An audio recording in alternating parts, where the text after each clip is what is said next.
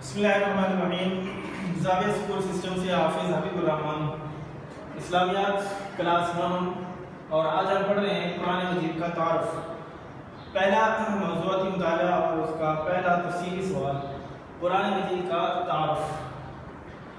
تو لفظ قرآن کا لغوی معنی ہے پڑھنا یا جمع کرنا۔ یہ قرأ یقرأ سے نکلا ہے، اس کا معنی ہے پڑھنا اور جمع کرنا۔ اور قرآن پاک کا اصطلاحی معنی جو ہے وہ سب سے زیادہ پڑھی جانے والی کتاب، یہ ہے کہ قرآن مجید کا اصطلاحی معنی۔ اور قرآن مجید جو نازل ہوا ہے تو یہ 23 سالوں کے اندر جو ہے وہ نازل ہوا ہے۔ ان 23 سالوں کے اندر ابتدائی 13 سال مکہ کے ہیں، اور اس کے بعد مدنی دور نزول جو ہے وہ 10 سالوں پر محیط ہے۔ اس طریقے سے قرآن مجید آہستہ آہستہ جو نازل ہوا وہ 23 سال کے اندر اس کی تکمیل ہو گئی۔ قرآن مجید کی دو ترتیبات جو ہیں وہ موجود ہیں، ایک ہے ترتیب توقیفی اور دوسری ہے ترتیب نزولی۔ یعنی قرآن مجید جس ترتیب سے نازل ہوا اس ترتیب کو بولتے ہیں ترتیب نزولی، اور اس ترتیب کے مطابق سب سے پہلی جو آیات نازل ہوئی ہے قرآن مجید کی، وہ سب سے پہلی آیت ہے اقرأ بسم ربک الذی خلق۔ سورہ علق کی پہلی 5 آیات یہ ترتیب نزولی میں سب سے پہلی آیات ہے، اور سب سے آخری آیات جو ہیں وہ ہے الیوم اکملت لکم دینکم واتممت علیکم نعمتی ورضیت لکم الاسلام دینا۔ سورہ مائدہ کی آیات ہے۔ تو قرآن مجید کی دو ترتیبات ہیں، ایک ترتیب ہے ترتیب نزولی، یعنی جس ترتیب کے مطابق قرآن مجید نازل ہوا، اور دوسری ترتیب ہے ترتیب توقیفی۔ ترتیب توقیفی اس ترتیب کو کہتے ہیں جو قرآن مجید کے اندر آج ہمارے سامنے موجود ہے، جس قرآن مجید کی ہم تلاوت کرتے ہیں، تو یہ قرآن مجید کی ترتیب جو ہے یہ ترتیب توقیفی ہے۔ اور یہ ترتیب آپ صلی اللہ علیہ وسلم نے صحابہ کرام رضوان اللہ تعالیٰ علیہم اجمعین کو بتلائی اللہ تبارک و تعالیٰ کے حکم کے مطابق۔ تو چونکہ سورہ انفال جو ہے وہ 9 کلاس کے سلیبس کا حصہ ہے، اور ترتیب توقیفی کے مطابق یہ سورہ انفال کا نمبر ہے 8واں نمبر ہے، ترتیب توقیفی میں 8ویں نمبر پر ہے، جبکہ اگر دیکھا جائے تو ترتیب نزولی میں اس کا نمبر ہے 88 نمبر ہے، اس کا 88 نمبر ہے۔ تو پہلی وحی جو نازل ہوئی تو پہلی 5 آیات اقرأ بسم ربک الذی خلق خلق الانسان من علق اقرأ وربک الاکرم الذی علم بالقلم علم الانسان ما لم یعلم، یہ پہلی 5 آیات جو ہیں یہ قرآن مجید کی نازل ہوئی ہیں۔ اور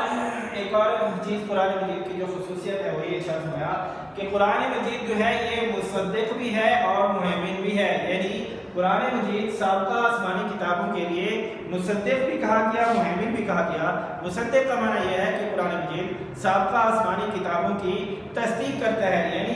قرآن مجید ہمیں یہ بتلاتا ہے کہ سابقہ آسمانی کتابیں جو ہیں تورات ہے، زبور ہے، انجیل ہے، ان کے علاوہ جو صحائف نازل ہوئے ہیں وہ سارے کے سارے منزل من اللہ ہیں۔ ان کی تصدیق قرآن مجید نے کر دی کہ ان کتابوں کو نازل کرنے والی ذات بھی اللہ تبارک و تعالیٰ کی ذات ہے۔ اور دوسری چیز یہ ہے کہ قرآن مجید جو ہے وہ سابقہ آسمانی کتابوں کے لیے مہیمن بھی ہے، یعنی ان کی حفاظت بھی کرنے والی کتاب قرآن مجید ہے۔ وہ کیسے قرآن مجید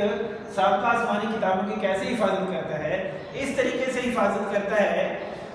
کہ سابقہ آسمانی کتابوں کی حفاظت کا ذمہ اللہ تبارک و تعالیٰ نے نہیں لیا، صرف اس کتاب کی حفاظت کا ذمہ یعنی قرآن مجید کی حفاظت کا ذمہ اللہ تبارک و تعالیٰ نے لیا ہے۔ اور جب اس کتاب کی حفاظت کا ذمہ لیا ہے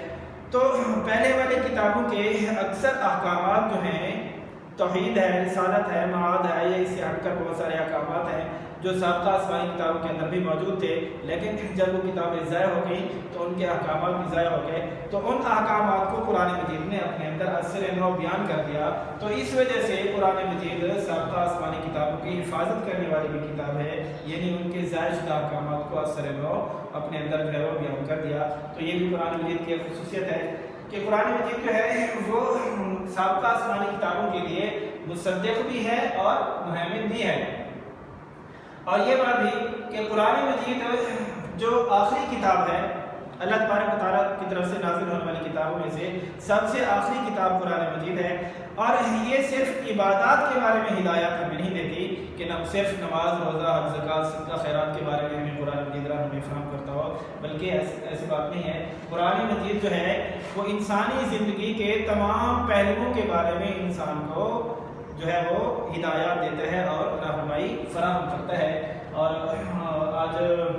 کے لیکچر کے اندر دوسرا جو حصہ ہے ہمارے لیکچر کا وہ تفصیلی سوال نمبر 2 ہے۔ تو تفصیلی سوال نمبر 2 ہے قرآن مجید کی حفاظت کے بارے میں آپ کیا جانتے ہیں؟ تو اللہ تبارک و تعالیٰ نے قرآن مجید میں ارشاد فرمایا کہ اِنَّا نَحْنُ نَزَّلْنَا الذِّکْرَ وَإِنَّا لَهُ لَحَافِظُونَ، بے شک ہم نے ہی قرآن مجید کو نازل کیا اور اس کی حفاظت کرنے والے بھی ہم ہیں۔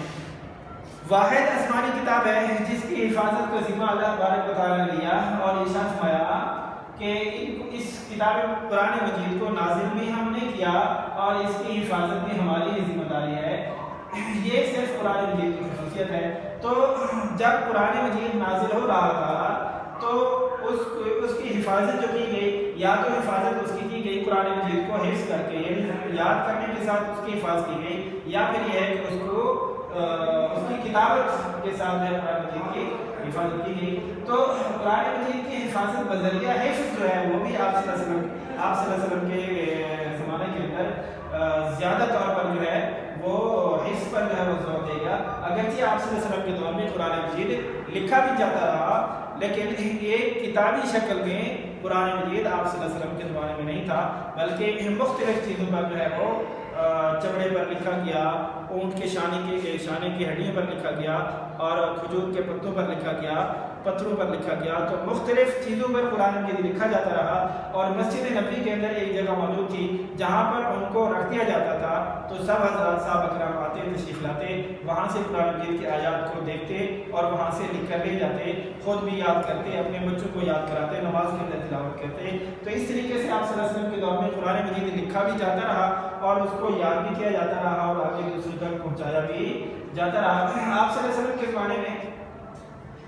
کچھ حضرات ایسے تھے کہ آپ صلی اللہ علیہ وسلم نے ارشاد فرمایا، صحابہ کرام سے فرمایا کہ آپ ان سے جو ہے قرآن مجید سیکھیں، قرآن مجید ان سے پڑھیں۔ تو وہ صحابہ کرام کون ہیں؟ آپ نے ارشاد فرمایا کہ خذ القرآن من اربعۃ، 4 صحابہ کرام سے قرآن مجید جو ہے حاصل کرو، عبداللہ بن مسعود رضی اللہ تعالیٰ عنہ، سالم رضی اللہ تعالیٰ عنہ، معاذ رضی اللہ تعالیٰ عنہ، اور ابی بن کعب رضی اللہ تعالیٰ عنہ۔ ایسے بہت سارے صحابہ کرام رضی اللہ تعالیٰ عنہ اور صحابیات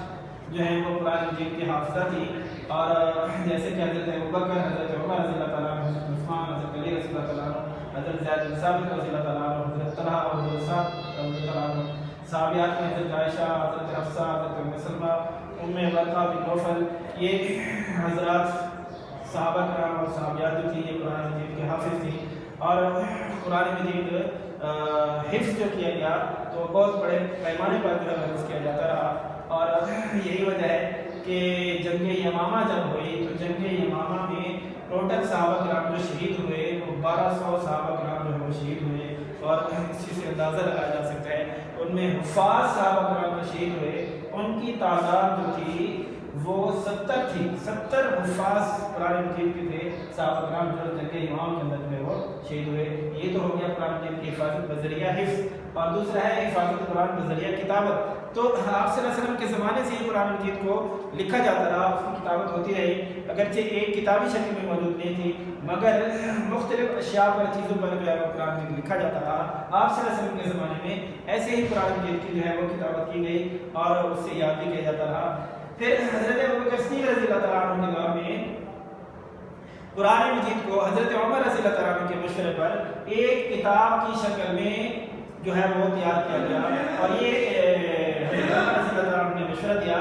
اور یہ ہوا کہ حضرت زید بن ثابت رضی اللہ تعالیٰ عنہ کو یہ ذمہ داری سونپی گئی کہ قرآن مجید کو جو ہے وہ کیا کریں، اکٹھا کریں جو مختلف چیزوں پر لکھا ہوا ہے، اور اس کو ایک کتاب کی شکل میں جو ہے وہ لے آئیں۔ تو یہ بہت بڑی بھاری ذمہ داری حضرت زید بن ثابت رضی اللہ عنہ فرماتے ہیں کہ اگر مجھے یہ حکم دیا جاتا کہ اس پہاڑ کو ایک جگہ سے دوسری جگہ منتقل کر دو، وہ میرے لیے آسان ہوتا، اور یہ کام جو ہے اس سے بھی کہیں زیادہ مشکل ہے۔ تو حضرت زید بن ثابت رضی اللہ تعالیٰ عنہ کے حضرت ابوبکر صدیق رضی اللہ تعالیٰ عنہ کے دور میں قرآن مجید کو جو مختلف چیزوں پر لکھا ہوا تھا ایک کتاب کی شکل میں تیار کر کے دے دیا، اور پھر یہی قرآن مجید جو حضرت ابوبکر صدیق رضی اللہ تعالیٰ عنہ کے دور میں ایک کتابی شکل میں تیار ہو گیا تھا، حضرت عثمان رضی اللہ تعالیٰ عنہ کے دور میں ان کی 7 کاپیاں جو ہے وہ بنائی گئی، 7 نقلیں جو ہیں وہ تیار کروائی گئی، تو اس وقت 7 صوبائی دارالحکومتوں میں سے ہر ایک صوبائی دارالحکومت کے اندر قرآن مجید کا ایک نسخہ جو ہے وہ بھیج دیا گیا، اور وہاں کے لوگوں کو یہ حکم دیا گیا کہ یہاں سے دیکھ کر لکھیں اور اپنے گھروں میں لے جائیں، اپنے بچوں کو، اپنے آل و عیال کو جو ہے اس کی تعلیم دیں۔ تو اس طریقے سے قرآن مجید جو ہے آپ صلی اللہ علیہ وسلم کے دور میں، حضرت ابو کثیر رضی اللہ عنہ کے دور میں، اور حضرت عثمان رضی اللہ عنہ کے دور میں اس طریقے سے قرآن مجید کی حفاظت ہوتی رہی۔ جزاک اللہ تعالیٰ۔ آج کا لیکچر ہمارا